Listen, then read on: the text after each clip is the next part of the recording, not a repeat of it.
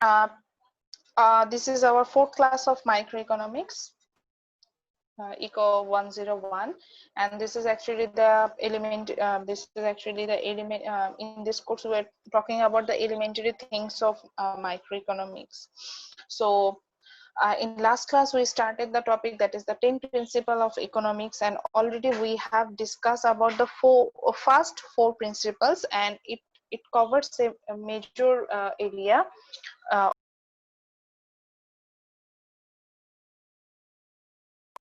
How we make decision. So now today we will learn about the last 6 principles of economics, but those principles is covered in two core topic. One is how people interact, that means how people interact to each other, which means as an individual or as a firm আমরা কিভাবে মার্কেটে একজনের সাথে আরেকজন related থাকি, একজনের সাথে আরেকজন হচ্ছে গিয়ে কমিউনিকেট করি, সেই জিনিসটা আমরা হচ্ছে গিয়ে এই হাউ পিপল ইন্টারঅ্যাক্ট দেখে বুঝি। So under it there are 3 principles, principle 5, 6 and 7. Then the principle was about how economy work as a whole, একটা economy itself এ কিভাবে কাজ করে, itself an individual এর মতো কিভাবে কাজ করে সেটার উপরে principle. So under it there are again 3 principles. So এই 6টা principle সম্পর্কে আমরা আজকে স্টাডি করব। So এখন হচ্ছে গিয়ে খাতাটা নেবেন, খাতা নিয়ে হচ্ছে গিয়ে একটা টাইটেল দিবেন, প্রথমে যে কি পয়েন্ট হিসেবে লিখবেন যে হাউ পিপল ইন্টারেক্ট, জাস্ট একটা বুলেট পয়েন্ট লেখেন, বুলেট পয়েন্ট লিখে এটা লেখেন হাউ পিপল ইন্টারেক্ট।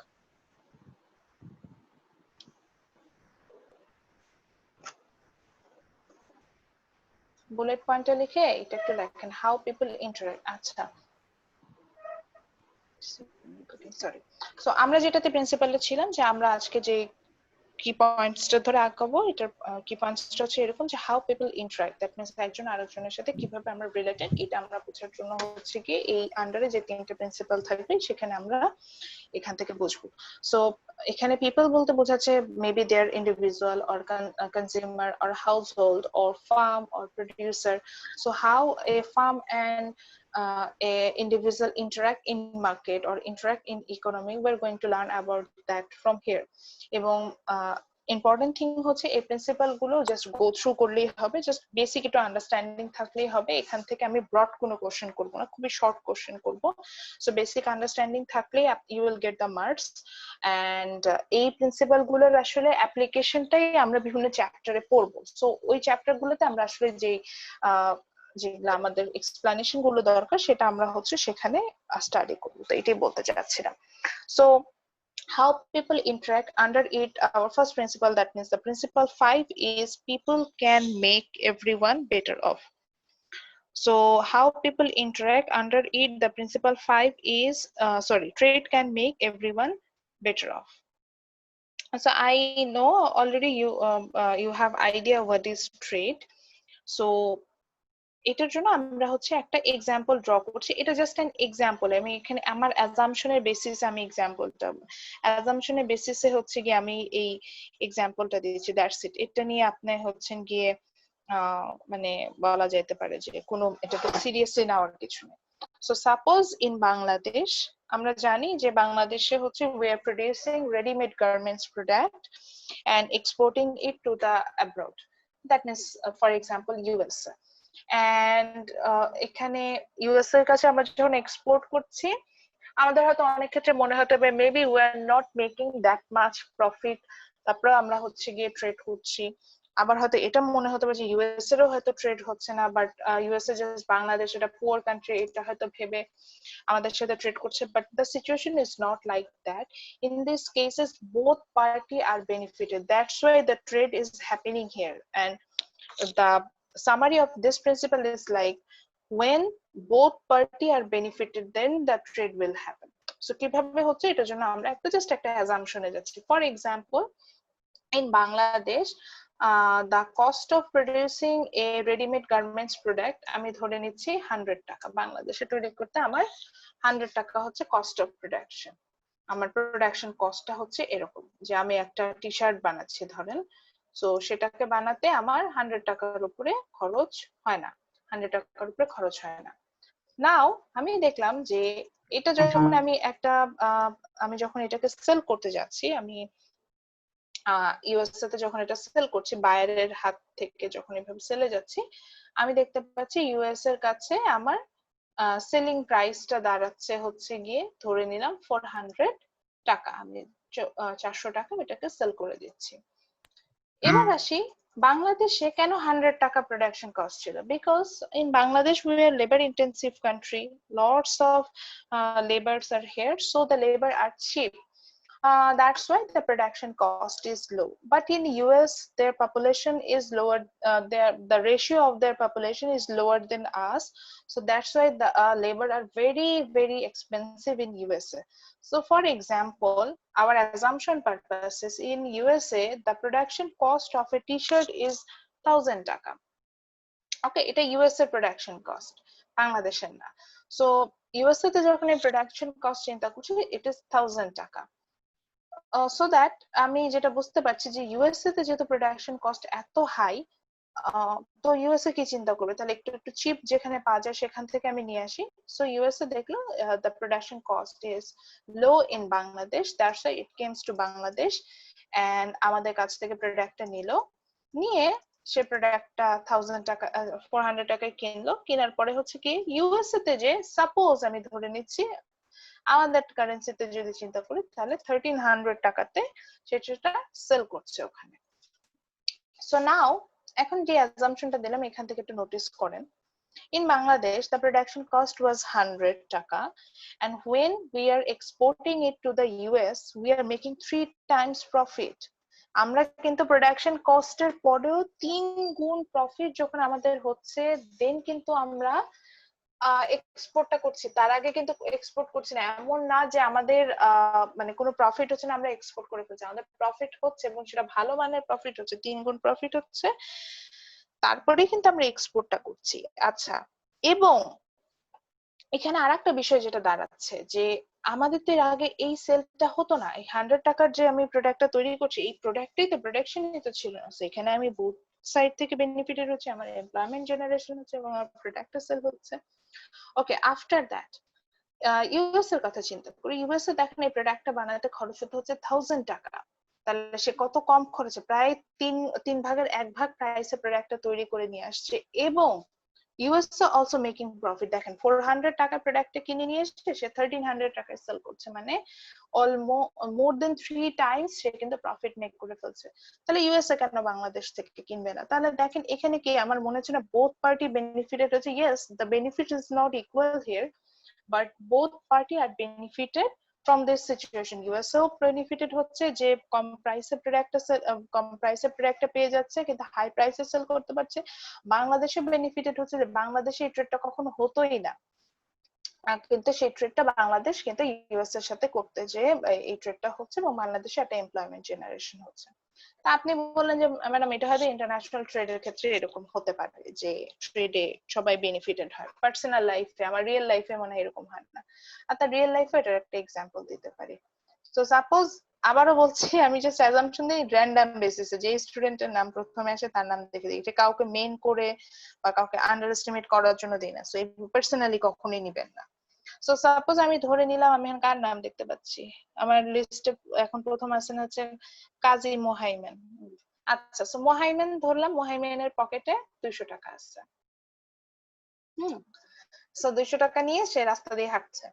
এখন মোহাইমেনের খুব ইচ্ছে হলো যে উনি একটা টি শার্ট কিনবে। তো 200 টাকায় কি টি শার্ট পাওয়া পসিবল? তারপরে উনি কি করলো, উনি একটা দোকানে ঢুকে দেখলো ওখানে টি শার্ট আছে কিন্তু টি শার্ট গুলোর দাম 400 টাকা। তো উনি চিন্তা করলো আমার পকেটে যেহেতু 200 টাকা আছে, 400 টাকা দিয়ে তো কেনা সম্ভব না, তো তারপরে একটু ট্রাই করি। তো সে সেলসম্যানকে যে বললো যে ভাই এটা কি 150 টাকায় দেওয়া যায়, এভাবে বলছে। এখন সেলসম্যান জানে যে এই টি শার্টটা কিনতে তার খরচ হচ্ছে 90 টাকা। হ্যাঁ, তো সেখানে তো মোহাইমেন অনেক দাম বলে ফেলছে, 150 টাকা দাম বলছে। তো তারপর অলরেডি প্রফিটে চলে আসে।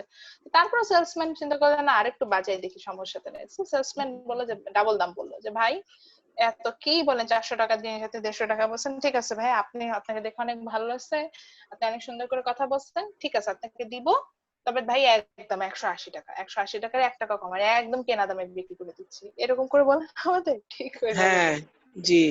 তখন মোহাইমেন চিন্তা করলো, আরে আমি প্রোডাক্টটা কিনতে চাইছি হচ্ছে, আমার পকেটে আছে 200 টাকা, আমি 200 টাকা দিয়ে কিনতে পারবো না বলে 150 টাকা দাম বললাম, সেখানে আমাকে 180 টাকা বলতেছে, মানে কি আমার নেট লাভ কত, 20 টাকা।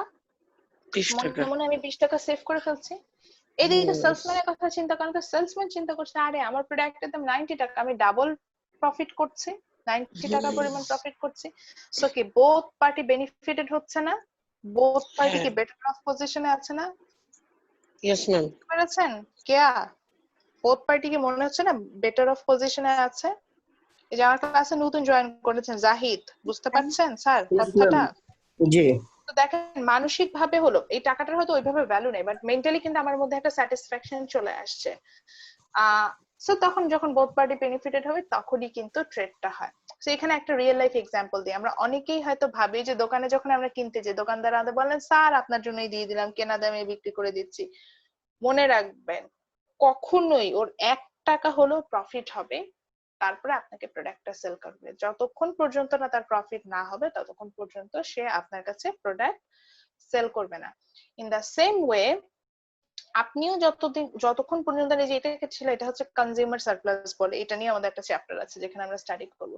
So in the same way যতক্ষণ পর্যন্ত না আপনার মেন্টাল স্যাটিসফ্যাকশন থাকবে, মানে আপনি মানসিক ভাবে প্রোডাক্টটা পারচেজ করে সন্তুষ্ট, ততক্ষণ পর্যন্ত কিন্তু আপনিও এই প্রোডাক্টটা পারচেজে যাবেন না। সো যখন বোথ পার্টি বেনিফিটেড হবে তখনই সাধারণত ট্রেড হয়, সেটা আলু পটল কিনতে গেলেও হচ্ছে, বড় কোনো প্রোডাক্ট আমরা কিনতে গেলেও সেম জিনিসটাই ঘটে।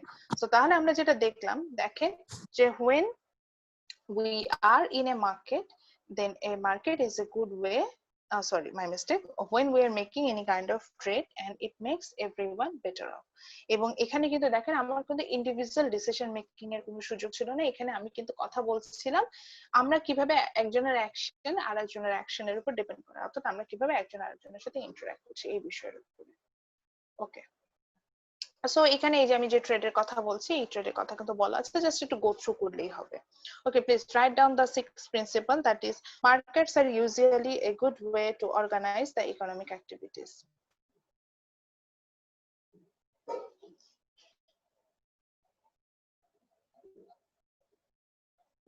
সো এই প্রিন্সিপালটার এক্সপ্লানেশন আমি ওভাবে দিব না, জাস্ট এটা মেমোরাইজ করবেন। তবে আপাতত মনে রাখেন এটার উপরে পুরোটা, এই প্রিন্সিপালের উপর পুরোটা বেস করে আমাদের একটা চ্যাপ্টার আছে মার্কেট, যেখানে আমরা মার্কেট নিয়ে আলোচনা করবো এবং দেখবো যে কিভাবে মার্কেটে আসলে সাধারণত আমরা আপনার হচ্ছে গিয়ে প্রফিট গুলো মেক করে থাকি। তো ওটা স্টাডি করলেই হবে, এই জন্য আমি হচ্ছে গিয়ে ওটা বড় করে গেলাম না। সিম্পলি যেটা বলতে চাচ্ছি যে আপনি যখন কোনো ইকোনমিক অ্যাক্টিভিটিতে যাচ্ছেন, এখানে মার্কেটের একটা পাওয়ার থাকে যেটাকে আমরা বলি হচ্ছে গিয়ে যেটা বলি যে মার্কেটে আমরা আসলে কি করি, আমরা অ্যাজ এ কনজিউমার আমরা ডিমান্ড করি, আমরা বিভিন্ন প্রোডাক্ট কিনতে চাই at different prices, when we have the willingness and ability we purchase the product. In the same thing যারা হোল সাপ্লায়ার থাকে তারা হচ্ছেন গিয়ে at different prices, তারা যতটুকু সাপ্লাই দিচ্ছে ঠিক ততটুকু সাপ্লাই আমরা পাচ্ছি। এখন এখানে কথা হচ্ছে গিয়ে যে যখন আমি ইকোনমিক অ্যাক্টিভিটিস গুলো চালাবো, যদি এখানে কোনো আদার্স কোনো ফোর্সেস কাজ না করে, ধরেন গভর্নমেন্ট যদি কোনো ইন্টারভেনশন না করে, গভর্নমেন্ট আমাদেরকে কোনো একটা এনফোর্সমেন্ট দিল বা কোনো একটা ট্যাক্স ইম্পোজ করলো, এরকম ঘটনাগুলো যদি না ঘটে, গভর্নমেন্ট যদি কোনোভাবে নাক না বলে, তখন যেটা হবে যে মার্কেট একটা ব্যালেন্সিং সিচুয়েশন চলে আসবে, মানে মার্কেট নিজেই একটা ব্যালেন্স করে ফেলবে, যে যেখানে আপনি ঠিক যতটুকু ডিমান্ড করবেন ততটুকুই সাপ্লাই হবে, এরকম একটা ব্যালেন্সিং সিচুয়েশন আসবে, যেটা আমরা মার্কেট ইকোনমির মেইন যে কনসেপ্ট ছিল বা আমরা পড়েও আসছি কিন্তু মার্কেট ইকোনমিটা নিয়ে, যে ডিমান্ড সাইডটা হচ্ছে কনজিউমাররা ডিসাইড করে, সাপ্লাই সাইডটা হচ্ছে প্রোডিউসাররা ডিসাইড করে। সো এখানে এইভাবেই হয় যে মার্কেট নিজেই কন্ট্রোলটা করতে পারে, কনজিউমারদেরও কন্ট্রোল করতে পারে, প্রোডিউসারদের কন্ট্রোল করতে পারে। মেইন কথা এই প্রিন্সিপালটার সামারিটা এরকম ছিল। তাহলে the principle 6 is that market is a good way to organize the economic activities.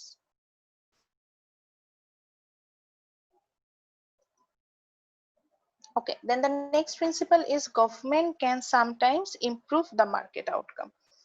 So এটার জন্য হচ্ছে কি আমরা নতুন কয়েকটা কনসেপ্ট সম্পর্কে পড়বো। So normally uh, when we under market economy there are some loopholes like দেখা যাচ্ছে যে কারোর হয়তো মার্কেট পাওয়ার বেড়ে যাচ্ছে বা কেউ হয়তো হচ্ছে গিয়ে কারাপশন চলে আসলে দেখা যায় যে আমি যে কথাটা বলছিলাম যে নরমালি মার্কেটটা কন্ট্রোল হতে থাকবে সেই ঘটনাটা তখন ঘটে না। সেই লুপহোল গুলোকে সরিয়ে যদি আমি ম্যাক্সিমাম আউটপুট পেতে চাই, মানে ওই যে আমি যে বলেছিলাম যে ট্রেড অফ করি এফিসিয়েন্সি আর ইকুয়ালিটির মধ্যে। সো এফিসিয়েন্ট যদি আমি একটা মার্কেট আউটকাম পেতে চাই তখন হচ্ছে কি মার্কেট ফেলিয়ার গুলোকে আমাকে রিমুভ করতে হয়। সো এই মার্কেট ফেলিয়ার গুলোকে রিমুভ করার জন্য গভর্নমেন্ট ছাড়া আসলে কেউই এখানে আমাকে হেল্প করতে পারবে না। সো গভর্নমেন্ট কি করে, গভর্নমেন্ট এখানে আমরা মার্কেট ফেলিয়ারের মধ্যে অনেকগুলো ফেলিয়ার দেখতে পারি, like there may be externalities means when someone economic activities will affect a bystander. Like আমি যখন ক্লাসটা নিচ্ছি সাপোজ চিন্তা করেন এই যে আমার আজকে কম্পিউটার অসুবিধা, আমার কম্পিউটারটা ক্র্যাশ করেছে, উইন্ডোজ ক্র্যাশ করেছে। এখন দেখেন এটা আমার ইকোনমিক অ্যাক্টিভিটিস, আমার computer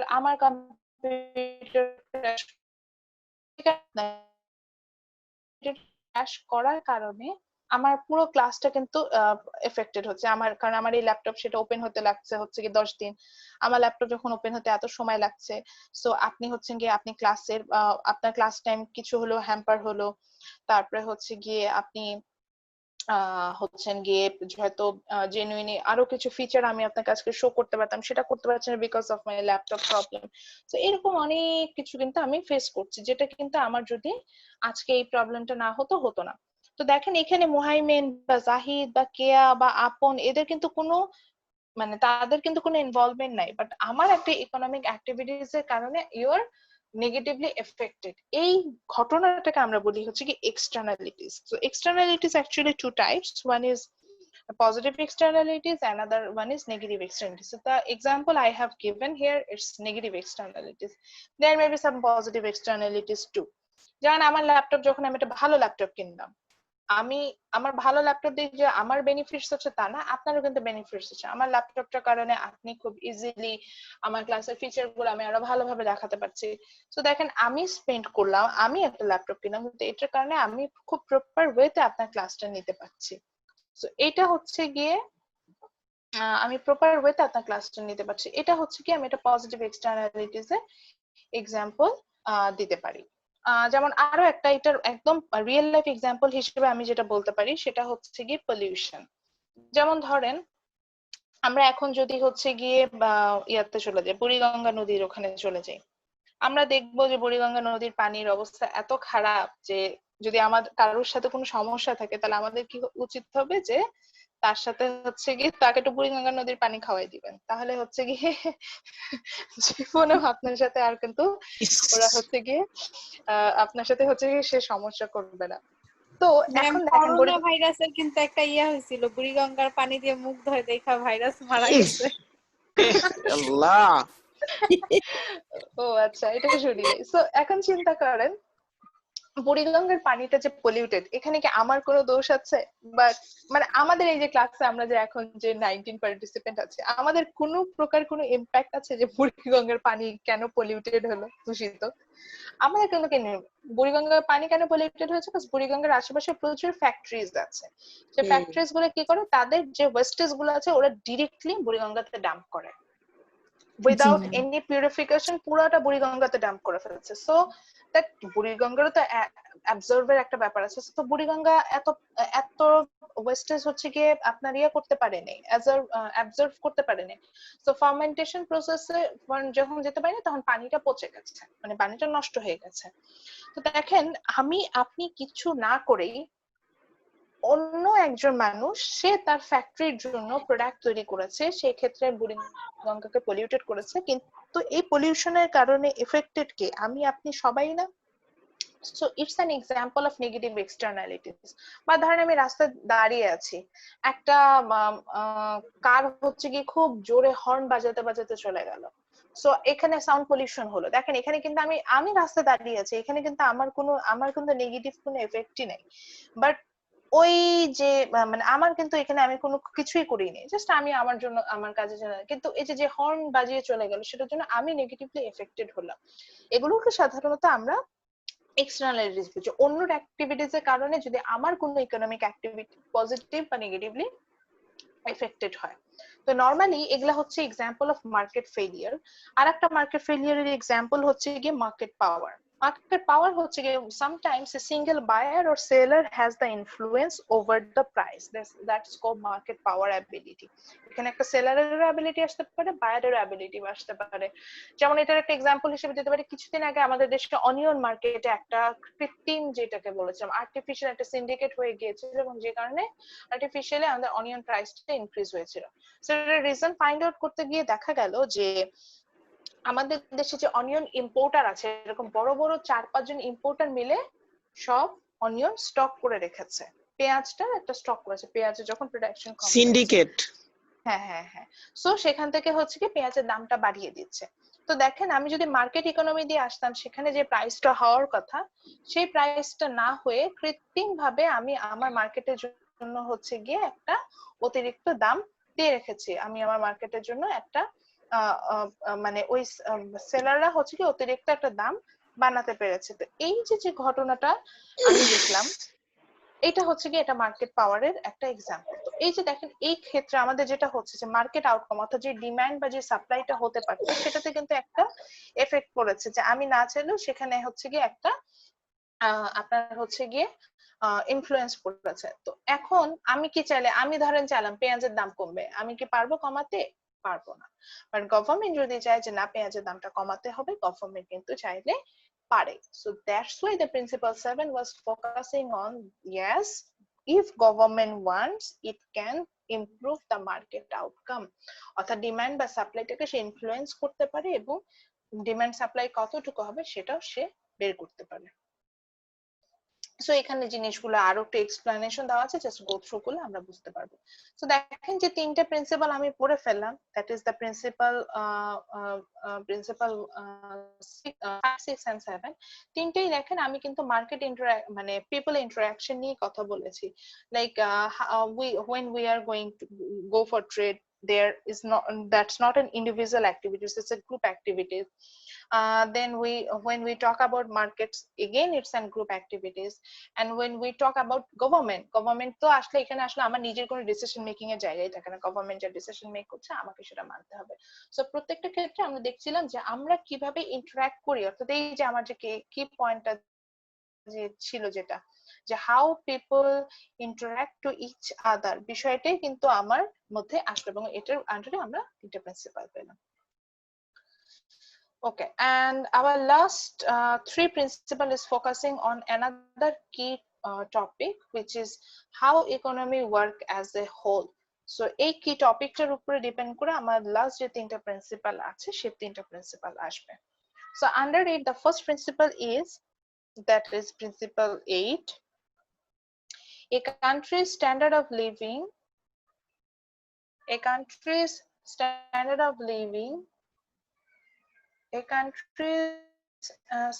living depends on the ability a country's standard of living depends on the ability to produce goods and services. Principalটা লিখে ফেলেন।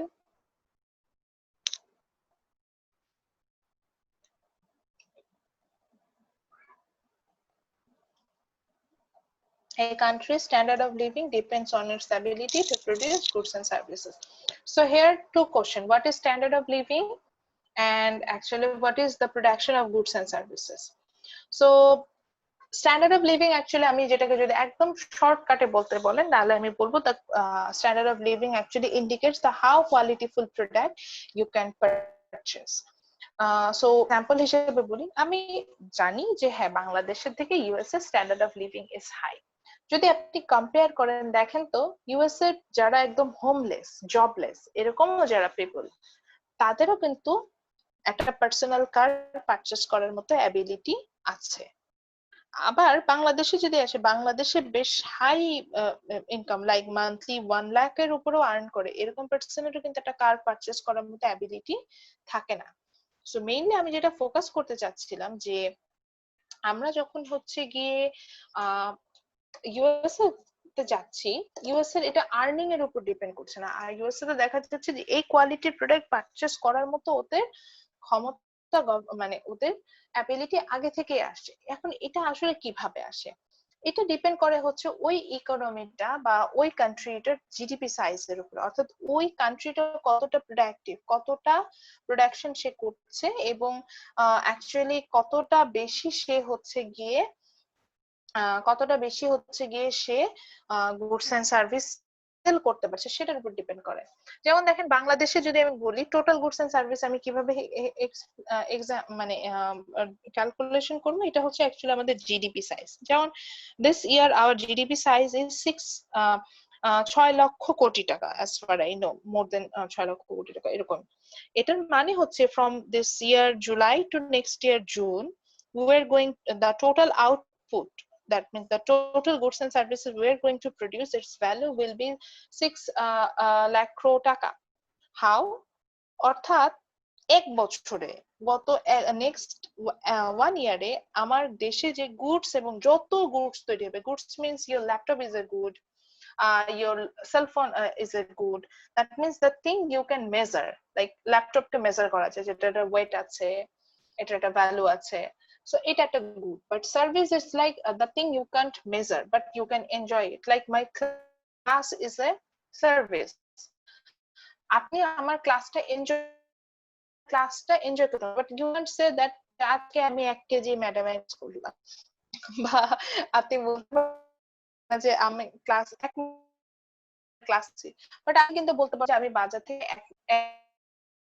so ওটা হচ্ছে গুড service.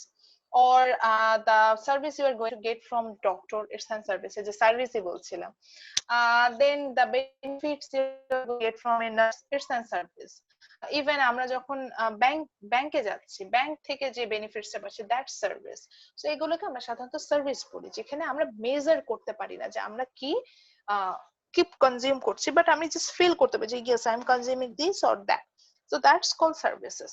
So একটা দেশে যে পরিমাণ গুডস এন্ড সার্ভিস একটা বছরে তৈরি হয়, এটা আমরা সাধারণত জুলাই থেকে জুন এই টাইম ফ্রেমের মধ্যে ক্যালকুলেশন করি, এটাকে হচ্ছে কি আমরা বলে থাকি ওই কান্ট্রির জিডিপি। এবং মনে রাখবেন একটা কান্ট্রির জিডিপি যত হাই, ওই কান্ট্রির স্ট্যান্ডার্ড অফ লিভিং ও হাই। তো বাংলাদেশের সাথে আসেন ইউএস এর কম্পেয়ার করি, ইউএস এর জিডিপি হচ্ছে কি $13 ট্রিলিয়ন, মোর দেন $13 ট্রিলিয়ন। আমি $13 ট্রিলিয়ন শুনেছিলাম 2 years ago, সো এটা আমি যেমন ধরে নিই $15 ট্রিলিয়ন। সো আর বাংলাদেশের হচ্ছে 6 লক্ষ কোটি টাকা, মানে এটা এখনো বিলিয়নেও যায় নাই। তো কোথায় ট্রিলিয়ন আর কোথায় আমি এখনো মিলিয়নে পড়ে আছি। তো বিষয়টাই হচ্ছে অনেকটা এরকম, বাংলাদেশ মানে according to GDP size top 20 কান্ট্রির মধ্যেও নেই, টপ 30 কান্ট্রির মধ্যেও নেই। সো ইয়েস রাসেল, দুইটা কোশ্চেন বলছিলেন না, what is standard of living, আরেকটা জন্য কি বলছিলেন? Ability to produce goods and services, মানে গুডস এন্ড সার্ভিসটা আসলে কি। ওকে ওকে। আচ্ছা, সো ইউএস এর সাথে যদি ওটা বললাম যে বাংলাদেশের তুলনায় কয়েক হাজার গুণ বড় তাদের জিডিপি সাইজ, তো তাহলে কি তাদের স্ট্যান্ডার্ড অফ লিভিংটা হাই হবে না? তো অত দূরে না, যে আমি একটু কাছাকাছি এক্সাম্পল দিই। আর তারা অনেকে হয়তো মালয়েশিয়াতে গিয়েছেন বা বাংলাদেশের কাছে যেহেতু, তো মালয়েশিয়ার স্ট্যান্ডার্ড অফ লিভিং কিন্তু খুবই ভালো, খুবই নিট অ্যান্ড ক্লিন কান্ট্রি, ওদের অ্যাকোমোডেশন খুবই ভালো, ওদের ট্রান্সপোর্টেশন সিস্টেম, অর্থাৎ ওই যে আমি যেটা বললাম যে কোয়ালিটি প্রোডাক্ট তারা যেটা পাচ্ছে সেটা প্রত্যেকটা কোয়ালিটিফুল প্রোডাক্ট। তো আমি দেখলাম যে মালয়েশিয়ার জিডিপি হচ্ছে ওয়ার্ল্ড এর টপ 10 যে হাই গ্রোথের যে জিডিপি আছে, অর্থাৎ ওদের প্রোডাকশন ওরকমই হাই। ওদের দেশে যে পরিমাণ হচ্ছে গিয়ে পাম অয়েল হয় সেটা ওয়ার্ল্ড এর হাইয়েস্ট। সো এরকম ওদের প্রোডাকশনটাই হাই। সো ওদের প্রোডাকশন যখন হাই, সিম্পল কথা চিন্তা করেন, তার মানে ওদের অনেক বেশি ডলার আছে, অনেক বেশি অ্যাসেট আছে।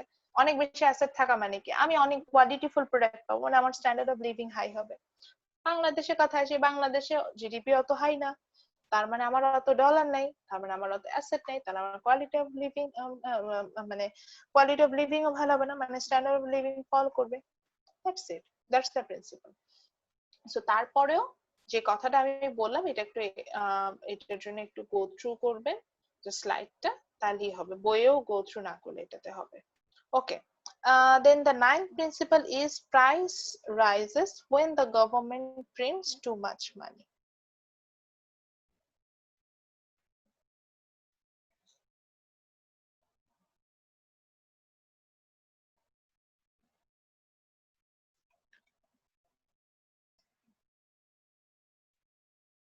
ওকে, সো এই প্রিন্সিপালটা আসলে এক্সপ্লেন করব না, বিকজ এটা এখন আমি এক্সপ্লেন করলে আপনারা কিছু বুঝবেন না। জাস্ট আমি দুটো কনসেপ্ট দিয়ে রাখি।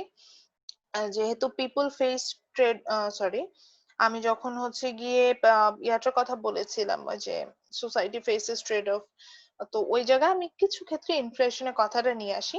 তো এই জন্যই বলছি ইনফ্লেশন মিনস অ্যাকচুয়ালি, যে এখানে দেখতেই পাচ্ছি increase in general price level, so this term is call inflation.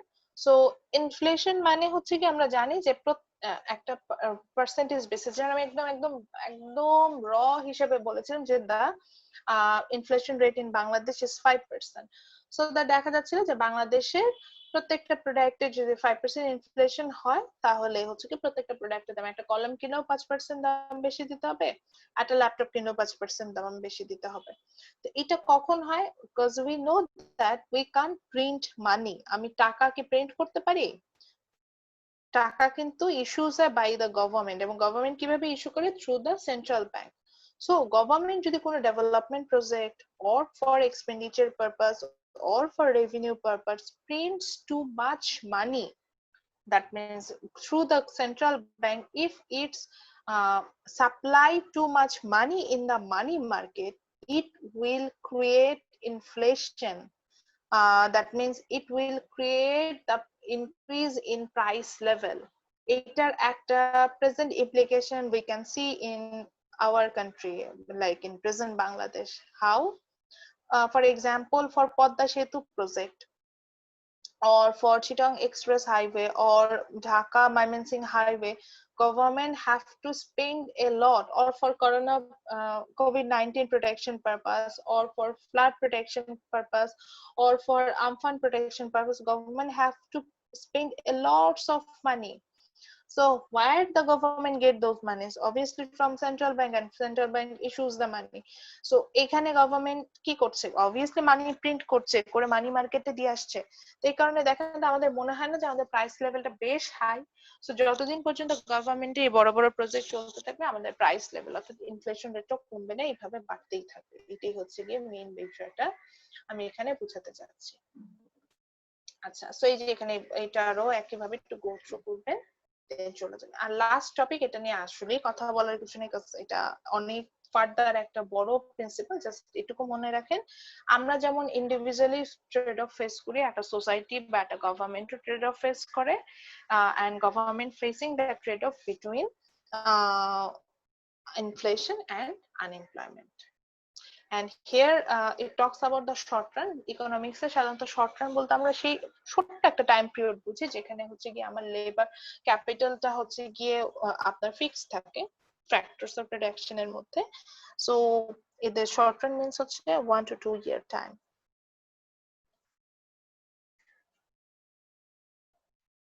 So that's end of this chapter. So from today's topic আমি কি ধরনের ম্যাম কোশ্চেন করতে পারি? এই টাইমটা কিসের, যে 1 to 2 year?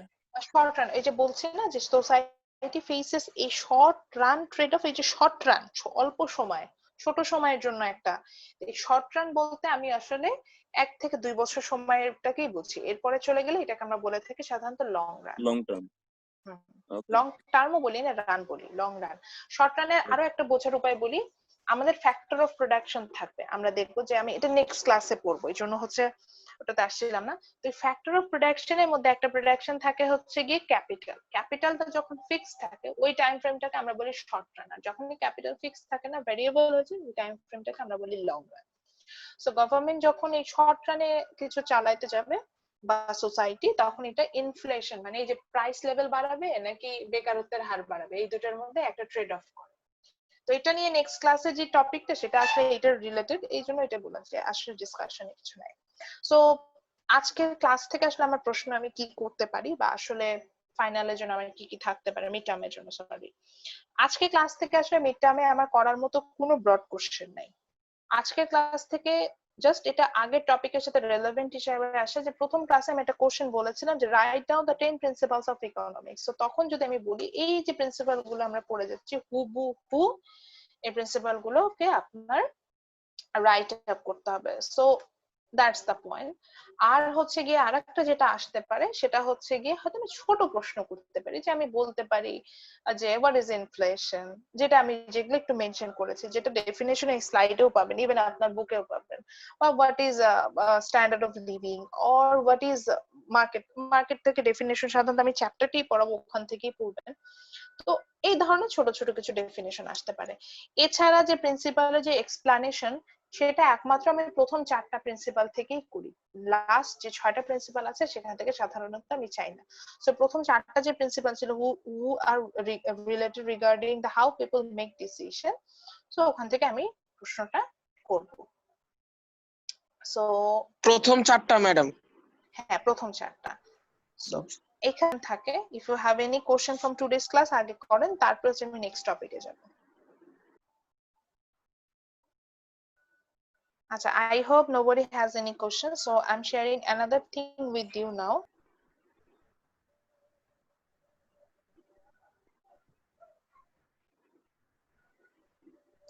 So this is a reference book, and already I shared this with you on your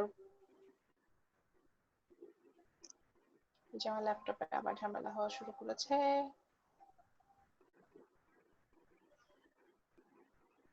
Where is the table of content? আচ্ছা, so আমার এই যে মাউসে কাজ করছে, বুঝিনি। আমাকে কিছু বলেন স্যার। কিরকম সাউন্ড আসলো জানি। So here the chapter 1. আল্লাহ রে, ম্যাম কথা কাজী ভাই মোহাম্মদ ভাইয়ারটা অন আছে, তার থেকে মেবি সাউন্ড আসতেছে। আচ্ছা স্যার, যিনি কথা বলতে চাচ্ছেন আপনি হচ্ছেন একটু মেসেজে চ্যাটে লেখেন, আপনার কথা বুঝতে পারছি। আচ্ছা, সো এটা হচ্ছে আমাদের বইয়ের ভার্সন যেটা ছিল।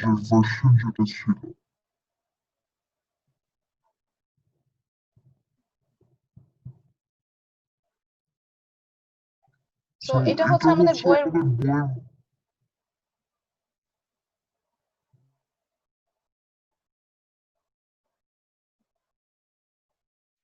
তো এটা হচ্ছে আমাদের বইটা যেটা শোনা যাচ্ছে না, কেমন? এখন শোনা যাচ্ছে? জি মিস, এখন একটু শোনা যাচ্ছে। জি মিস। তো দেখেন এখানে প্রত্যেকটা প্রিন্সিপাল শেষে আমাদের হচ্ছে গিয়ে কিছু আপনার পয়েন্ট দেওয়া আছে, যে like what is the definition of efficiency, equity. যেমন এটা আমার ফার্স্ট দিকের প্রিন্সিপাল ছিল, আজকের প্রিন্সিপাল গুলোতে যাই। যেমন দেখেন society faces trade off between এই যে trade can make everyone better of, বা 6 প্রিন্সিপাল। দেখেন প্রত্যেকটা প্রিন্সিপাল শেষে বইয়ে হচ্ছে গিয়ে কিছু ডেফিনেশন দেওয়া আছে। যেমন এখানে প্রপার্টি রাইটস এর ডেফিনেশনটা দেওয়া আছে। I'm not talking about the property rights এর দরকার নেই, বাট এর পরে যে প্রিন্সিপাল গুলো আছে, যেমন ধরেন যে মার্কেট ফেলিয়ারের ডেফিনেশন দেওয়া আছে, এক্সটার্নালিটিজ এর ডেফিনেশন দেওয়া আছে, মার্কেট পাওয়ারের ডেফিনেশন দেওয়া আছে, প্রোডাক্টিভিটি ডেফিনেশন। এই টপিক গুলো নিয়ে হয়তো আপনি একটু স্টাডি করতে পারেন। এই টপিক গুলো নিয়ে মানে যখন ডেফিনেশন যদি পড়তে চান, তো আমি একটু বলেই দিয়েছিলাম যে ইনফ্লেশনের ডেফিনেশনটা পড়বেন, তারপরে হচ্ছে গিয়ে মার্কেট ফেলিয়ারটা বুঝবেন, মার্কেট পাওয়ারটা বুঝবেন, এই ধরনের ডেফিনেশন গুলো করবেন। জাস্ট ডেফিনেশন গুলো গো থ্রু করবেন, আর হচ্ছে গিয়ে প্রিন্সিপাল গুলো হুবহু মনে রাখবে। আর যদি আমি এক্সপ্লানেশন চাই তাহলে প্রথম 4টা প্রিন্সিপাল থেকে এক্সপ্লানেশন যাবে, এর পরের গুলো থেকে সাধারণত যাবো না। সো এর নেক্সট চ্যাপ্টারে আমরা আসলে নেক্সট ক্লাসে আমরা আসলে কি করবো, আমরা নেক্সট ক্লাসে চ্যাপ্টার 2 তে চলে যাবো, থিঙ্কিং লাইক অ্যান ইকোনমিস্ট। এই চ্যাপ্টারটাতে চলে যাব, আপনি একজন ইকোনমিস্টের মতো চিন্তা ভাবনা করা শিখবেন। সো আজকে একটা কাজ দিয়ে রাখবো, যেটা আপনার নেক্সট ক্লাসে, আমার ক্লাসের শুরুতেই আমি যাতে এটা আপনার কাছে পেয়ে যাই, সেটা হচ্ছে আমরা এখন একটা ইমেজ দেখতে পাচ্ছি। This is from page 25 from your reference বুক, আপনাদের সাথে দেওয়া আছে, আমার সাথে গুগল ক্লাসরুমে শেয়ার করা আছে, ওখান থেকে নিয়ে নেবেন। এটা যে figure 1 circular flow diagram, it's name is circular flow diagram. একটা পেজ নিবেন, এই যে একইভাবে লেকচার তো মেক করতে হবে, একটা পেজ নিবেন, সেই পেজে চ্যাপ্টার 2 লিখে টাইটেল দিয়ে সার্কুলার ফ্লো ডায়াগ্রাম লিখে এই ইমেজটা দেখে দেখে ড্র করে রাখবেন। এটা আপনাদের home task. Next that means আমার ওয়েডনেসডে ক্লাসে আমি কিন্তু সরাসরি এখানে চলে যাব এবং এটা ড্র করার জন্য তখন কিন্তু আপনাকে সময় দিব না। ল্যাগ করতেছে। আচ্ছা সরি, আমি যেটা বলেছি যে নেক্সট ক্লাসে আমরা সার্কুলার ফ্লো ডায়াগ্রাম নিয়ে স্টাডি করব। এই কারণে আপনি যেটা করবেন, আপনার বইয়ে আমি পিডিএফ ফাইলটা আমার গুগল ক্লাসরুমে শেয়ার করেছি। গুগল ক্লাসরুমে শেয়ার করা আছে, ওখান থেকে ম্যানকিউ মাইক্রো ইকোনমিক্স ক্লাসরুমে শেয়ার করা আছে না? এই যে স্যার ম্যাডামরা যে বসে আছেন, পেয়েছেন? জি আচ্ছা, তো ওখানে এটা শেয়ার করা আছে। ওখান থেকে হচ্ছে গিয়ে এই বইটা পেজ 23 বা যদি অত মনে না থাকে চ্যাপ্টার 2 তে যাবেন। চ্যাপ্টার 2 এর ফিগার 1 সার্কুলার ফ্লো ডায়াগ্রাম, এইখানে যে একটা ছবি দেখতে পাচ্ছি যে পিঙ্ক কালারের দুটো সার্কেল দেওয়া, ব্লু কালারের রেক্ট্যাঙ্গেল মিস। বক্স, এই ছবিটা ড্র করে রাখবেন। এবং এই যে গ্রিন কালার দিয়ে ডলার ফ্লো দেখাচ্ছে, রেড কালার দিয়ে গুডস এর ফ্লো দেখাচ্ছে, এইভাবে জিনিসটা ড্র করবেন। নেক্সট ক্লাসে আমি সার্কুলার ফ্লো ডায়াগ্রামটা আপনাদেরকে বোঝাবো। এবার বোঝাতে পেরেছি? জি মিস। এটা হচ্ছে নেক্সট জি ক্লাসের মিস। ক্লাস। হ্যালো ম্যাম, জি স্যার। এই গুগল ক্লাসরুমে যে বইটা দিয়েছেন পিডিএফ, এটা ডাউনলোড করার কোনো সিস্টেম মানে আমি খুঁজলাম পাইলাম না, ল্যাপটপে ডাউনলোড করতে যাচ্ছিলাম, মানে সবসময় দাঁড়ান, আমি গুগল ক্লাসরুমেই যাই আপনাদের সাথে। সো এটার জন্য মিস যেটা আপনি করতে হবে, একটু দেখাই দিলে বেটার হতো। আমি একটু দেখছি, আমিও দেখছি। আমার ল্যাপটপ, জি আমার ওই যে ম্যাম। পুরাতন ল্যাপটপ, তো উনি অনেক ভালোভাবে আমার সাথে এখন কোঅপারেট করছে, এই কারণে আমি কোথাও যেতে পারছি না। তো ম্যাম প্রবলেম হচ্ছে মানে বাড়িতে চলে আসছে তো, ওই গ্রামে বেশিরভাগ সময় আর কি কারেন্ট থাকে না, কারেন্ট চলে গেলে ওয়াইফাই তো গেল। হ্যাঁ, আমি বুঝতে পারছি যে আপনাদের নেটে প্রবলেম হয়। জি মিস।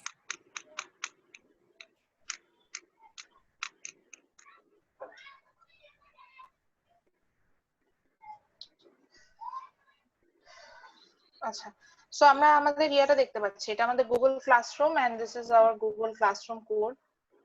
এটাতে দিলেই যেতে পারবেন। সো ক্লাস ওয়ার্ক স্ট্রিমে যখন চলে যাবেন তখন হচ্ছে গিয়ে সেখানে আমাদের এই যে আউটলাইন ইয়েটা দেওয়া আছে, যে রেফারেন্স বুকটা দেওয়া আছে। সো এই যে দেখেন, এটা তো হচ্ছে গিয়ে আমি জাস্ট হচ্ছে, আচ্ছা আমি এডিটও করি, টপিক ঠিক করতে চাচ্ছিলাম। সো এডিট করতে করতে বলি, এখানে যখন দেখলেন আমি 3টা বাটনে ক্লিক করলাম, তা নোটিস করেছেন কিনা আমি জানি না, যে 3টা বাটনে ক্লিক করলাম, সো ওইখানে যখন আপনি আপনার মোবাইল থেকে ক্লিক করবেন তখন হচ্ছে গিয়ে এই যে রেফারেন্স বুকে চলে গেলাম। রেফারেন্স বুকে যাওয়ার পরে এই যে রাইট সাইডে যে তিনটা ডট দেখতে পাচ্ছি, তিনটা যে ভিউ ম্যাটেরিয়ালস এ যাবেন। এটা আমি ল্যাপটপ থেকে আছে, এই জন্য এই যে 3টা ডটের যেটা এখান থেকে গেলে, এটা তো আমি অ্যাজ এ টিচার ইন্টারফেস আমার, এই জন্য এরকম দেখাচ্ছে। ওই 3 ডটস যেখানে আছে ওখানে ক্লিক করলে ডাউনলোড অপশনটা আসে, ওখান থেকে ডাউনলোড করে নেওয়া যায়। মোবাইল বলেন, ল্যাপটপ বলেন, সবগুলোতে একই জিনিস কাজ করে। এটা ম্যাম আমি একবার ঢুকছিলাম, তবে ডাউনলোড অপশনটা পাই নাই, ওরকম এডিট আরেকটা কি ওখানে জানো একটু চেষ্টা করেন, এখানে এটা ওপেন আমি উইথ। আপনাদের কাছ থেকে হ্যাঁ ঠিক আছে, তখন হচ্ছে গিয়ে তখন ওখান থেকে আসলে ডাউনলোড অপশনটা আসবে। আচ্ছা মোহাইমিন মনে হয় বলতে চাচ্ছেন, একটু বলেন স্যার কিভাবে ডাউনলোড করা যায়। ম্যাম এটা ডাউনলোড মানে কি, যেরকমটা আমি আমার মোবাইলে আর কি দেখছি, যে আমি আপনার ওই ডাইরেক্ট পিডিএফটাতেই যখন প্রেস করতাম তখন ওইটা গুগলই নিজের একটা ইন্টারফেসে অন হইতো, তারপরে ওপেন উইথ মানে সাইডে একদম উপরে স্ক্রিনের উপরে 3টা ডটের মতন কিছু একটা থাকবে, ওইখানে দিলে ওপেন উইথে যদি আপনার অ্যাডোব রিডার থাকে, অ্যাডোব রিডার, তাহলে অ্যাডোব রিডারে যদি ক্লিক করেন ওইটা ডাইরেক্ট অ্যাডোব রিডারে নিয়ে নিবে। আচ্ছা, বা যদি তাও আমি ধরে নিলাম যে প্রবলেম হচ্ছে, আমি জানি যে আমি যেভাবে বলেছি ওইখানে 3 ডটে আসলে ক্লিক করলেই হচ্ছে আপনার ডাউনলোড হয়ে যাবে। সো আপনার যখনই আপনি আপনার যে অ্যাডোব রিডার আপনার যে মোবাইলে আছে ওখানে থাকবে, ওখান থেকে খুঁজে নিয়ে আমি স্টাডি করতে পারেন। তারপরে যদি না হয় তাহলে আপনি যেটা করবেন যে সেটা হচ্ছে গিয়ে যে আপনার কি জানি বলে স্ক্রিনশট নিয়ে রেখে স্ক্রিনশট নিয়ে রাখলে আমার মনে হয় এটা বেটার।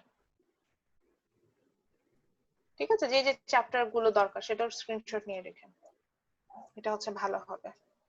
So that's it. তাহলে আমরা নেক্সট ক্লাসে আমি যেটাকে বললাম সেটা হচ্ছে কি করে নেবেন, আর আমি যে টপিক ধরে ধরে আপনাদেরকে দিয়ে দিচ্ছি যাতে আপনারা একইভাবে একটা ফ্লোতে পেয়ে যান। সো ইনশাআল্লাহ নেক্সট ক্লাসে তাহলে দেখা হবে। ভালো থাকবেন সবাই, ঠিক আছে? আসসালামু আলাইকুম। ওয়ালাইকুম আসসালাম। জি ম্যাম, আসসালামু আলাইকুম। ওয়ালাইকুম আসসালাম।